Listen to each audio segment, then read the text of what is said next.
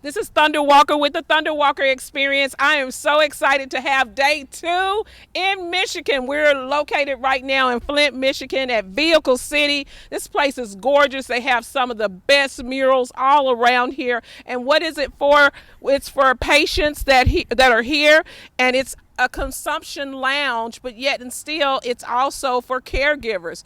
It's amazing. With me, I have the docent for Michigan, Rick. I also have Amy with us from Weedsters, and one of the founders of Weedsters. And then I have Latricia, and she's also one of the founders of Weedsters. I'm so excited to be able to connect with them today and find out what it's about in Michigan. Because, we've heard a lot. We've heard a lot. It's been interesting about all of the different laws that have been passed, the work that you guys are doing. Tell us a little bit about who you are and what your mission is.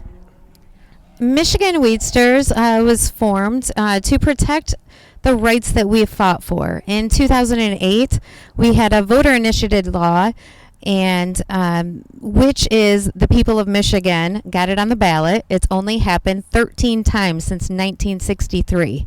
Only 8 times has the bill actually passed. So 2 of those bills are what we voted for in 2008 and 2018, which is our rec law in 2018. Those could be changed with a 3/4 majority vote. And so we formed this group so that we can protect the patient and caregiver system and also protect our rights to grow at home. We hope to support Michigan small businesses, those mom and pop shops, to prevent them from corporate greed taking over our state. Awesome, awesome. That's a huge mission plan for your organization. Are you guys a nonprofit? We are actually getting set up as an association as Okay. we speak. Oh, So, all right. yes. Okay, cool.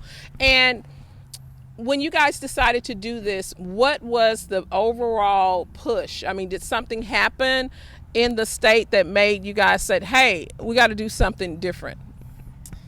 Yeah. 2 years ago, we had House Bill 5200 series? 530. Yeah. Safety Act, essentially, is what they were calling it. And it was a series of bills that were going to minimize the caregiver program that we currently have. Trying to do it, like she said, with a 3/4 vote. Extensive lobbying by the opposing side. And trying to minimize our plant count and our patient count, which just didn't work because we need as many as we can possibly get. So with 5 patients per caregiver, 72 plants in total, 12 plants per person, sometimes that's not even enough when you're dealing with a cancer patient. You have to provide a large amount of flour, trim, to produce the oil that they need to combat their medicine. So it wasn't just Michigan Weedsters, it was the whole state came together. We had people from everywhere in the state coming to Lansing and talking about these bills in committee and standing and sitting in committee. I've never seen committee rooms so full. And they stopped in their tracks. They sat at the floor, and it ended last year. Or 2 yeyears ago. Yeah. Wow, that's amazing. This isn't my first time at Vehicle City. I came the earlier part of the year, and I actually, one thing that's really important to me that I need my audience to understand, something truly happened to me that changed my life in Michigan. I met Haas, or I don't know if you guys are familiar with him. Very. But I met him. He's no longer with us, but he actually taught me how to administer RSO oil to my daughter who's autistic and nonverbal. And so at the time, she did not know how to use an iPad. She didn't even understand the concept, in my opinion, of what this device was for. And so since she's nonverbal and autistic, it was very important for her to be able to have a form of communication. But the simple act of being able to extend her finger and move the screen was not there for her. And so Haas actually taught me because I was concerned about the THC level in her brain and how to be able to deal with that as far as her being lucid and all of those things. And so he taught me actually how to administer it through her navel. And so, and he actually helped me get medicine for her. At that time, we hadn't moved to Oklahoma at that time. I was still in Texas. She was a THC patient. They call it CUPS in Texas for autism, but it wasn't strong enough for her. She was at the maximum, and I really didn't understand how to give it to her. She actually was getting tinctures and she was getting gummies. And it wasn't until I came to Michigan that I truly understood the medicine and what that was like. I knew it was medicine in Texas, but not the same way. You know what I mean? Because there was actual grassroots opportunities here to understand what all this plant could do. So he was my first introduction into the caregiver medicine in a form that wasn't already captured by a corporation in Texas. So I want to give you guys that background, and it was really cool. Yeah. I mean, he was amazing. And it is a testament to our caregiver program, because our caregivers picked up that ball and did it with passion and love in their heart, because most of the patients that they dealt with were either direct to them or possibly even their own family members. Right. So how serious are you going to take that, right? And we dove into ancient old ways of administering medicines. And yeah, the naval, I'm amazed that you learned that, because that is a great way of entering the body. Colon cancer, there's suppositories, amazing results with those.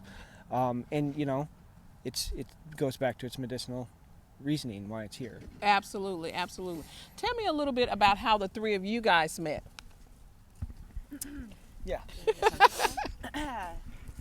it on? Okay. Well, I met Amy Carter through her mother, actually. Oh, wow. Like 20 years ago or something like that. But along the way, Amy had dealt with a lot of things that she was going through with Jaden. And I will never forget the day we were sitting in her living room, or kitchen dining room.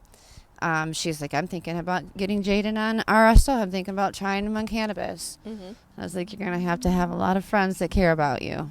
This is going to be a rough road. And along the way, she needed a lot of help with things, and I was a very, very organized person. And then later on down the road, we just kept fighting, and we started working together and lobbying, and so many people wanted to know what we were doing.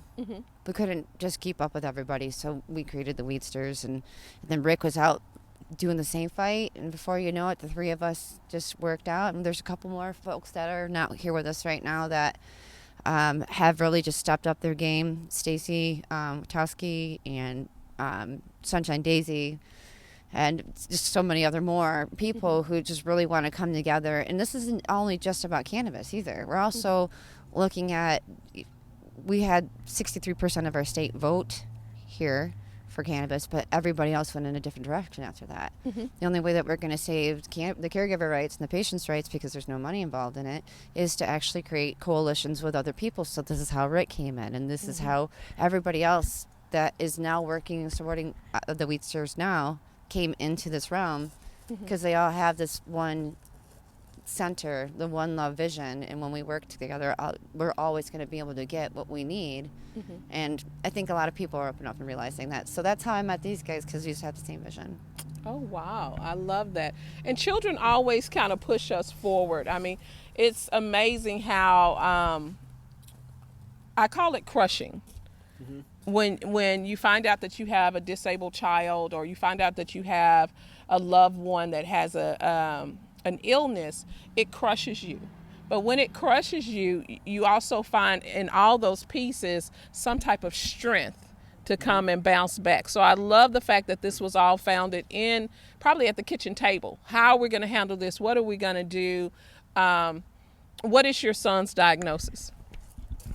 My son was diagnosed with oppositional defiant disorder, ADHD, and Asperger's when he was 2.5. It's changed, here and there throughout the years. They always add in more and, change them up. But right now he gets his medical marijuana card for his OCD. Absolutely. So I love that. And so he was diagnosed.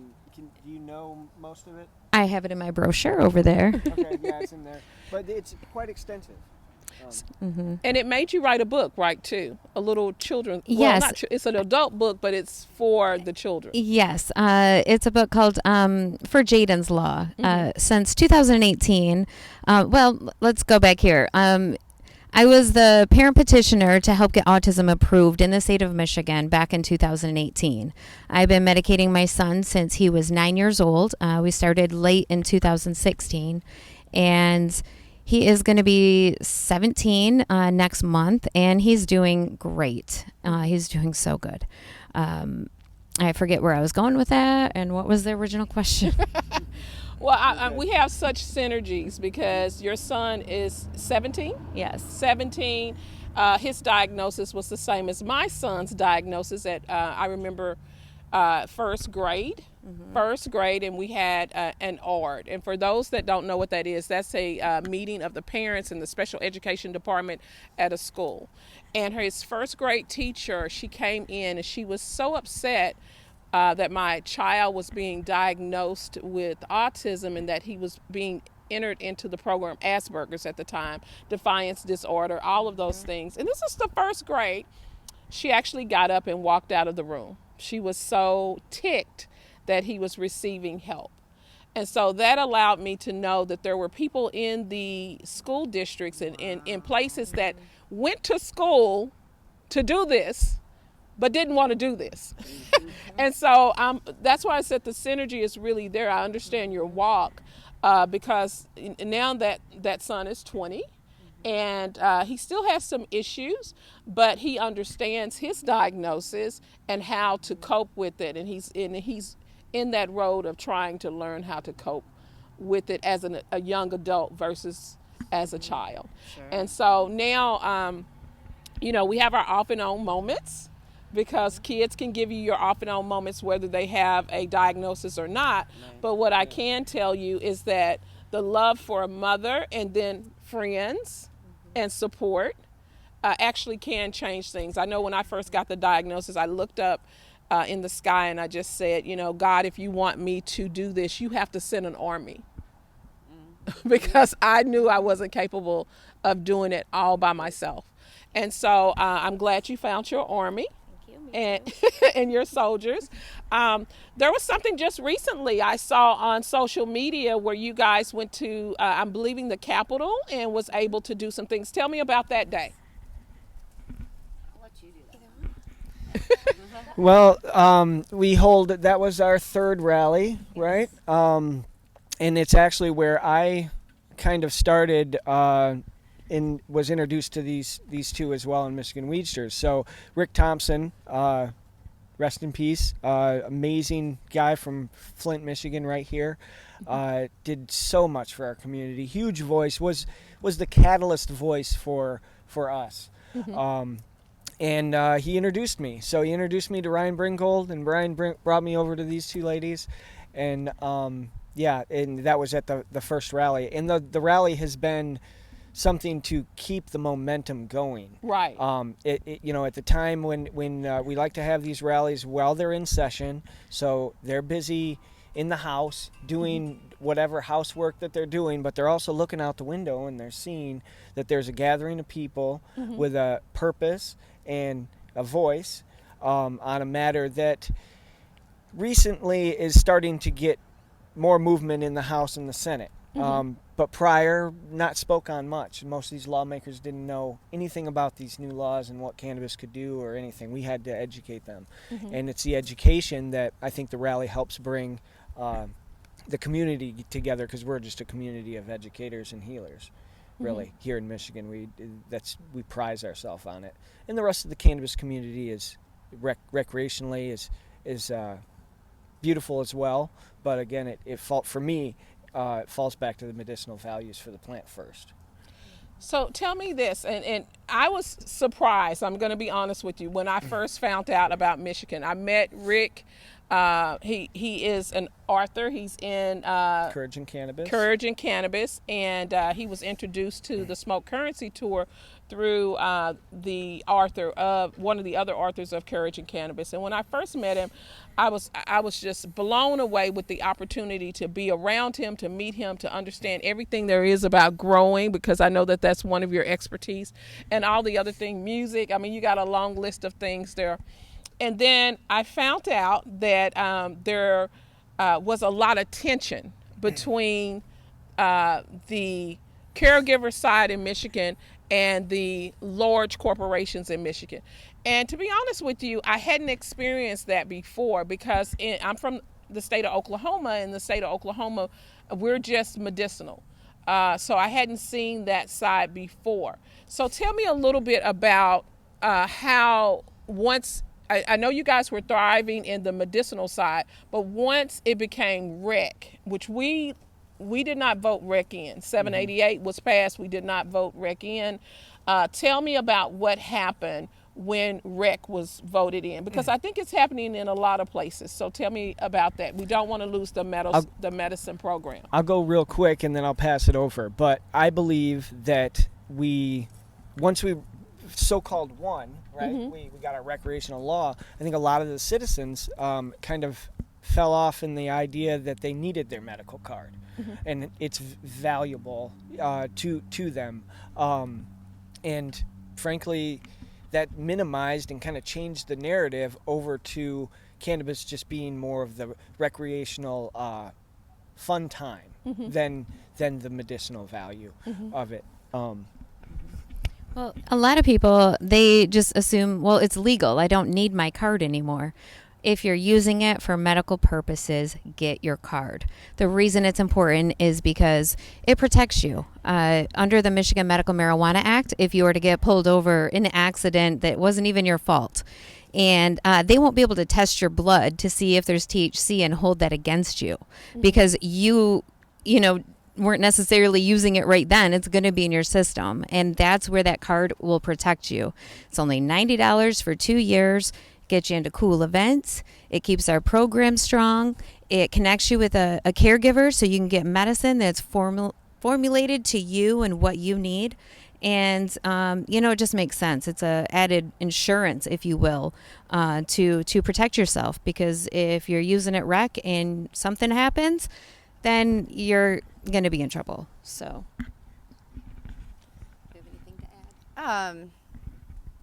Well, yeah, I mean, just also too, there's a big reason why it's really important for there to be a stakeholder position for patients and caregivers in Michigan, because there isn't any money in it. It's a registration program. So what it does is it also allows law enforcement to contact the CRA to see if this house has an address for a patient or a caregiver. Also, you can grow in Michigan recreationally anyway, but there are a lot of municipalities in different areas that are trying to remove our rights. These are things that people don't know, that there are their rights. So they're like, well, I don't need my card anymore, because I can go right down the road and get what's here at the recreational stores. But unfortunately, there still hasn't been created a standard SOP for testing in the state. You never know what you're going to get. So, and it's already been to a point now where we've seen lots of remediated cannabis and things of that nature, and that's just really not medicine. That's recreational, that somebody wants to use to get high, which is nothing wrong with that either. But they're being able to have some type of association that will actually help protect people in ways that they don't even understand that they need it. And the patient card is definitely one of those things too. So that's all I can say about that. So yeah, short and skinny, pay attention, Right. in each state, pay attention to how your laws are, what they are. Your legislators, contact them House representatives, and see their opinions. That's where you're going to have the safest, hopefully, the opportunity to structure your cannabis laws throughout as it continues to unfold. I definitely believe that. One of the other things that you guys did not mention is that you also get a discount in some places when you have a medical card. I believe it's 10% off versus if you actually are just purchasing rec.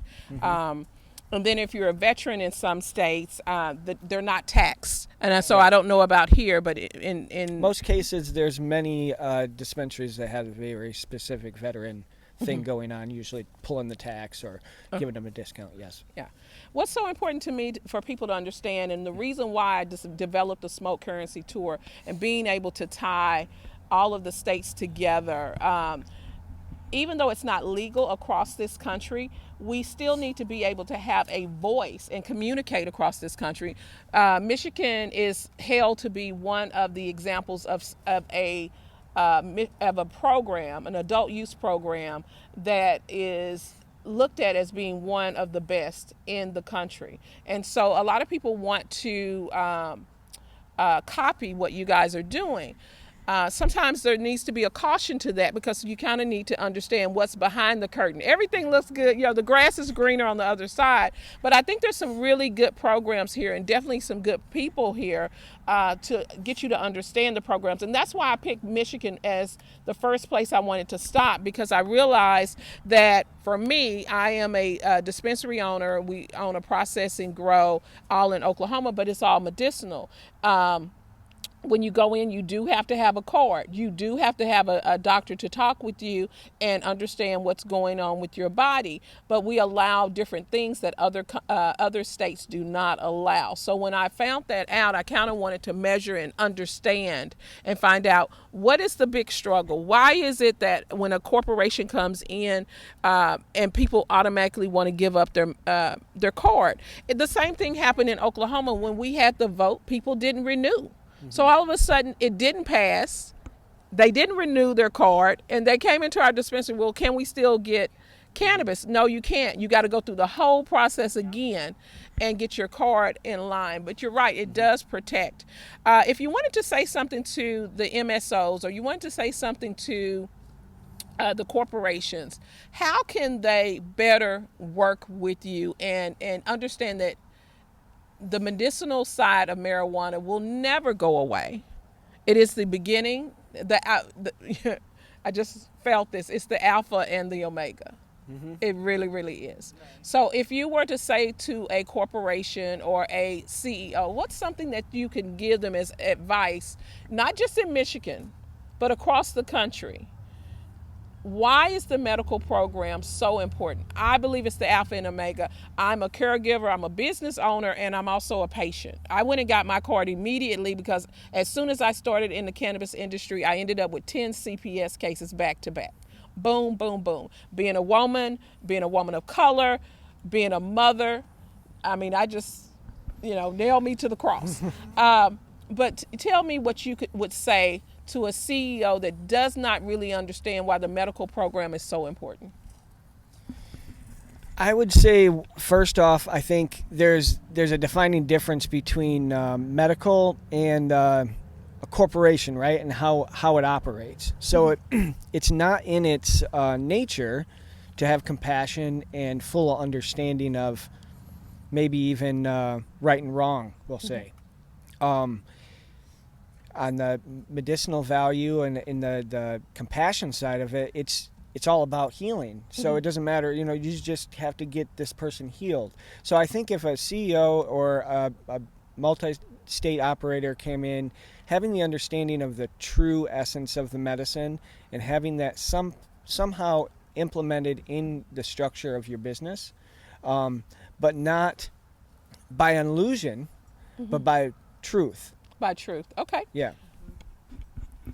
Well, I would say that, Michigan and Michiganders, we got this bill passed in 2008, and our medical, our patient and caregiver system was so strong for several years. I want to say it still is. It's just hiding a little bit. But when the corporations came in with the bulk grows, we could see that they were just here for profit.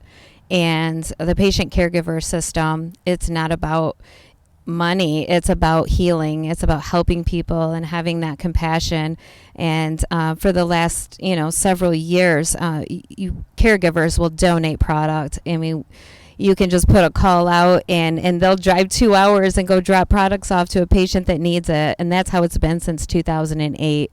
So I would like to say, CEO, pay attention to what state you're going to, because we're not going to go quietly. We're not going to let our right to grow at home diminish here in the state. We're just not. We're Michiganders. We have grit. We're not going to just let it go. So we want to support those Michigan mom and pop businesses, and we want to support the patient and caregivers, and we want to coexist with the corporations, but they have to stop coming at us. They're continually coming at us with lies, to be honest, with lies. There hasn't been any problems with the patient and caregiver program that we've had successfully since 2008. So that's what I would say.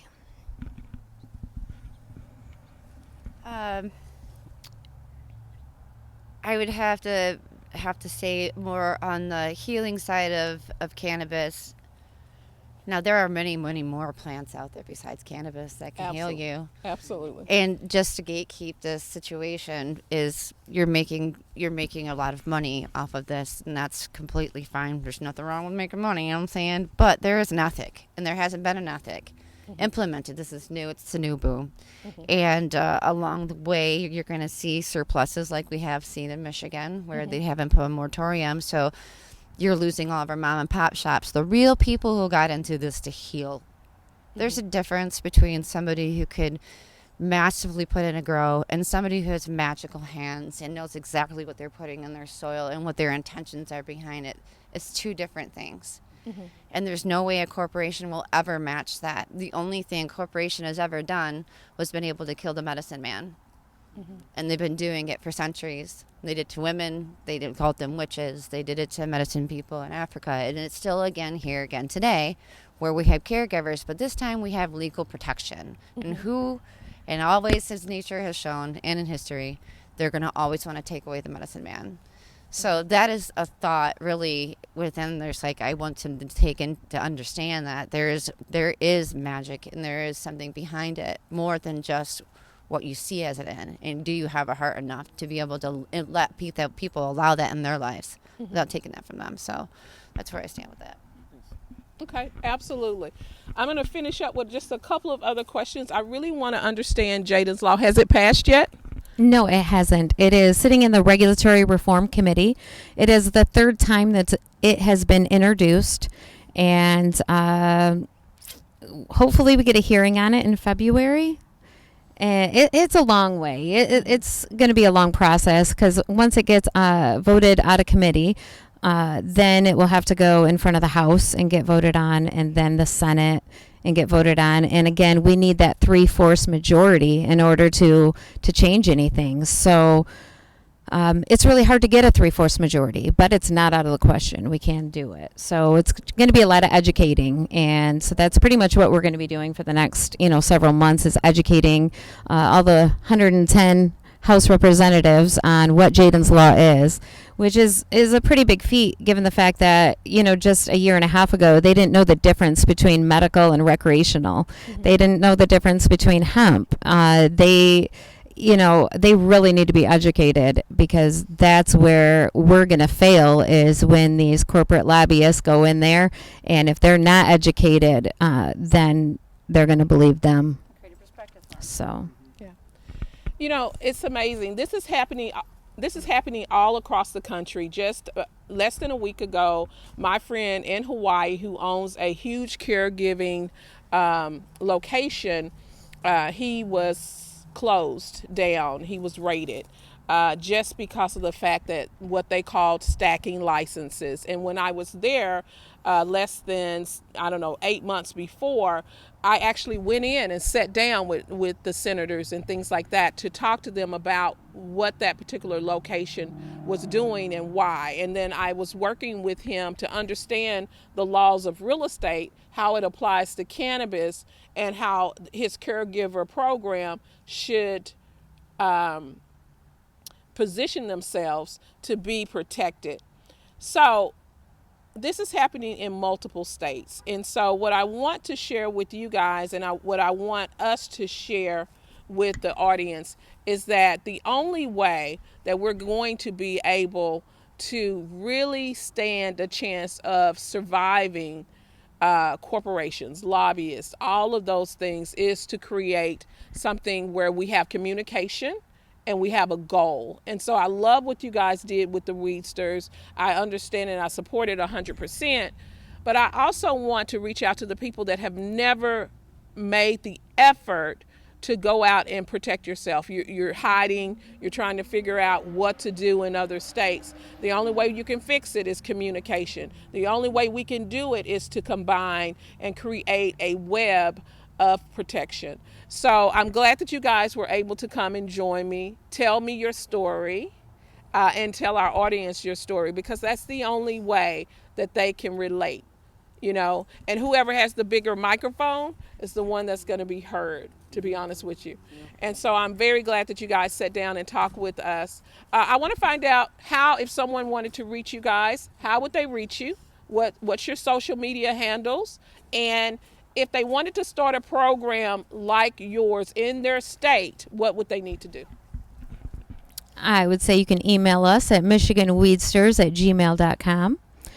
You can find me on Facebook under Amy Carter, AMIE, last name Carter. And you can find us on Instagram at Michigan Weedsters 3.0.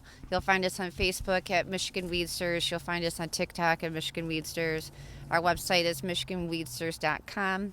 And you'll be able to find me under Latrish Matson on Facebook. And also Courage in Cannabis. If you want to read more about my story, I am an author in that. And so is Rick. So you can find us there too. And I just tell people, just Google search my name, you'll find it. Awesome.